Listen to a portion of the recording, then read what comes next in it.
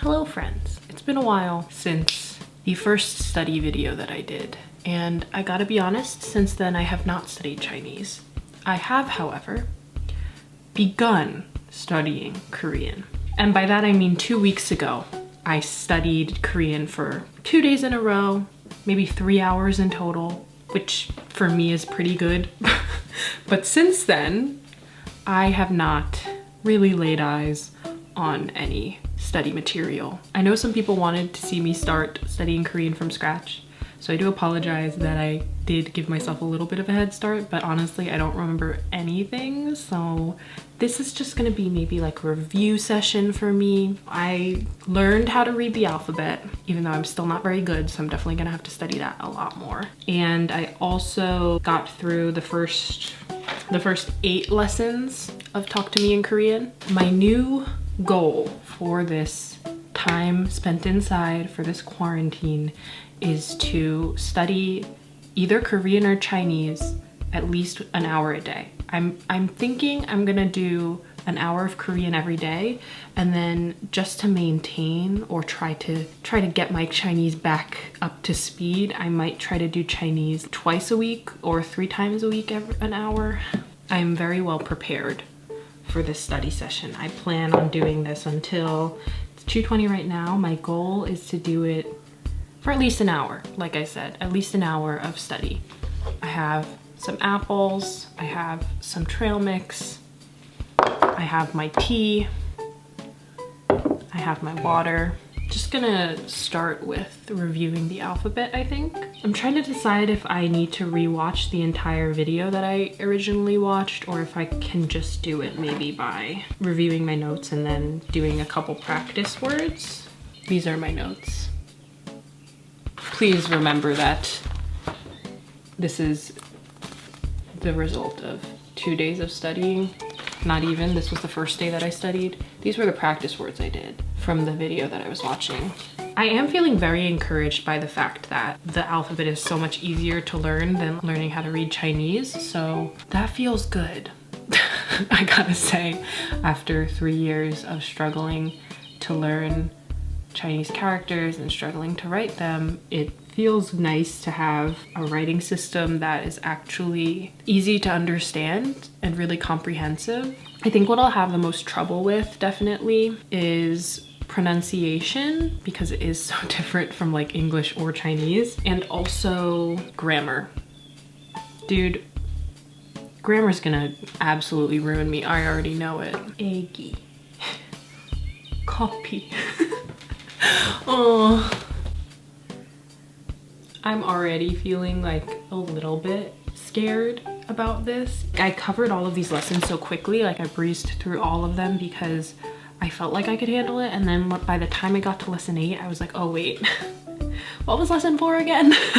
So I think I definitely need to remember to pace myself and go back and review as necessary, because that's something that I struggled with learning Chinese as well, is building on lessons that I've already learned, but not making sure that I have those lessons down, not having a really solid foundation to build upon. I think that these next few weeks or months of learning are going to be really vital for laying down that strong foundation that I can build on, because if I don't have the basics down, it'll be that much harder really once I get further into the language. And that's really a problem that I ran into when I was learning Chinese, and I think that's why it took me so long to get where I am in my Chinese, because after taking elementary Chinese in university, I just kind of never went back and reviewed and never made sure that I had all of the concepts and the grammar and the writing and just everything down really well. So gotta remind myself not to steam ahead, just to pace yourself and review as needed, because how are you gonna learn all of the complicated stuff when you don't even have the basics down? Dum-dum. I also need to remind myself to be kind to myself throughout this entire process. So I am currently, level 1 I'm using Talk to Me in Korean. Let me know if there are other resources that you prefer to use. I mean, I've really only heard good things about Talk to Me in Korean. I know that there's another one that's like Teach Me Korean or something like that. But yeah, things that I love about Korean already, right off the bat. Writing system. The fact that there's no tones. Love that for me. And the massive amount of English cognates, I guess, would you call them? Cognates, or the amount of English words that are in the Korean language is very nice. It makes me feel a little bit better about trying this massive undertaking. I'm scared. It's been so long since I've learned a new language because I'm now at the intermediate level with my Chinese. Like I really forgot how frustrating it can be when learning a new language. I have already felt slight frustration or just like fear about learning this new language because I know that I won't reach the point where I feel really comfortable speaking Korean for a very long time.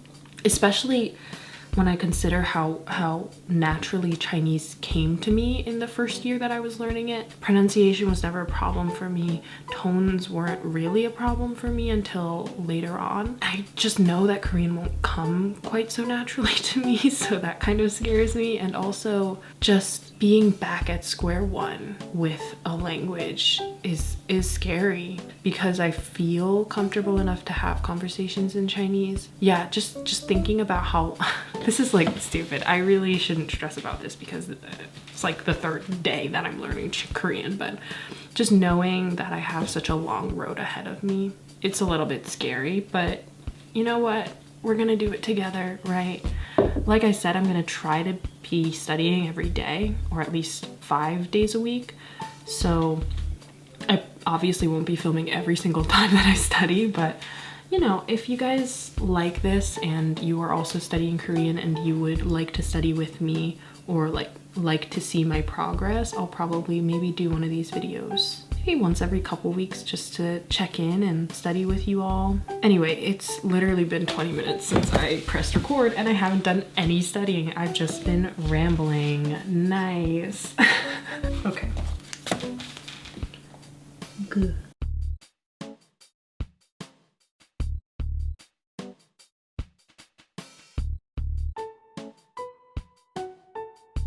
So if you guys have any advice for practicing reading, really making it stick, because even though I have an understanding now of the alphabet, I'm obviously not able to read very quickly and I still make a lot of mistakes. So if there are any resources for like practicing reading and any advice that you have for really memorizing every single letter and just becoming more efficient when reading. I obviously know it's gonna take time and that studying is probably the only way to really get good at it, but you know, any good practice resources or anything like that would be very good. Also, something that I really like about Korean is that the stroke order is the same as Chinese, which is very helpful because that's just something that I don't need to relearn all over again.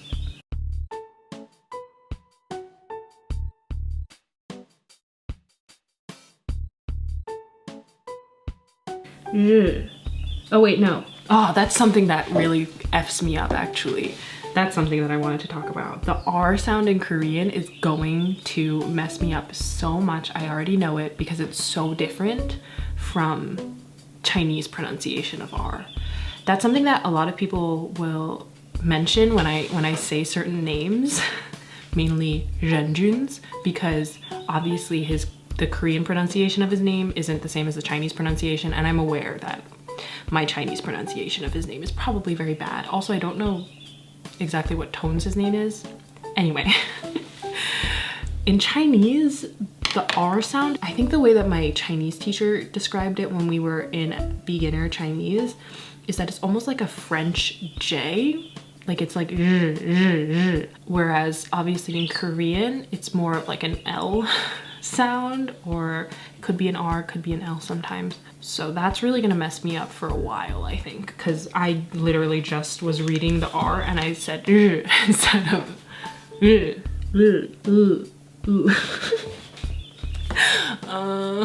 Longjin. Longjin? Is that how you say it? Longjin. Longjin. No, that was very Chinese, I think. Longjun. Longjun. I'm gonna look up the tones of his name. I feel like I should know this. Huang Renjun. Renjun. Renjun. Renjun. Huang Renjun. Huang Renjun. Renjun. Long. 런쥔, Longjun. 런쥔, Longjun. Longjun. Longjun. This is gonna be so hard. I have Chinese brain right now, so I think I will continue to pronounce the R as zh for a little while. I just have to be patient with myself.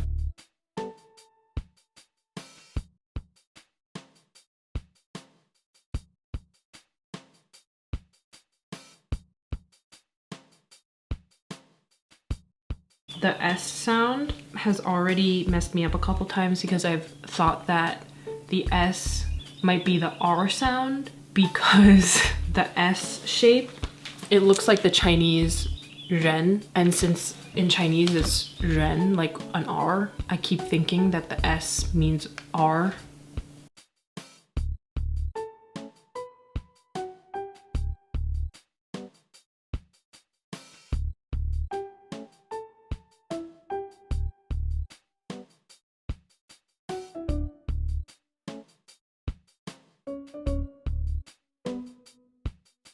Ooh, another thing that I'm anticipating is how difficult spelling is going to be.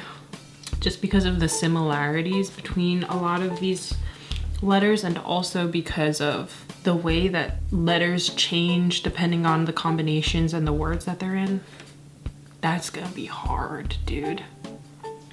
Okay, I just found a website that I think will be really helpful with reading because it actually tells you the different sounds for the letters when it starts in a word, whereas how it's different when it starts in a syllable. Oh, and the end of the word. Oh, okay. I think this is it, friends. I think we found it.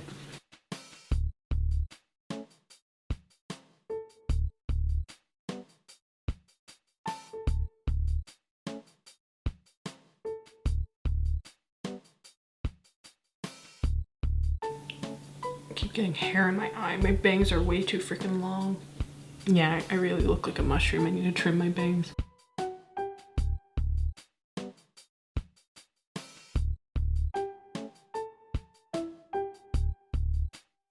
Oh, that's what was confusing me so much. So it's telling me that the siot, the S sound at the beginning of a word or a syllable, it's an S, but at the end, it's a T. I remember when I was in the lessons, suddenly the S turned into a T and I was like, what the hell? Like, why? I understand now. Turns into a T at the end of a word. Would have been nice to know that earlier. It's okay, I found it now.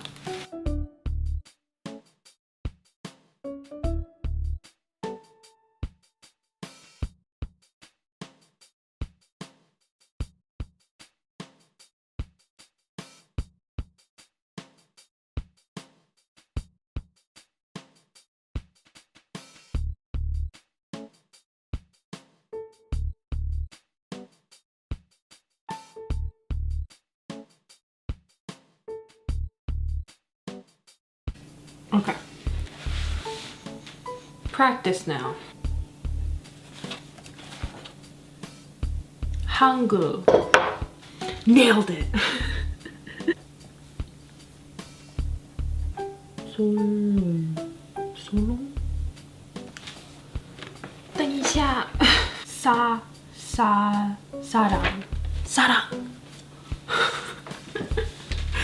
Oh, I still had to look back though. 먹다?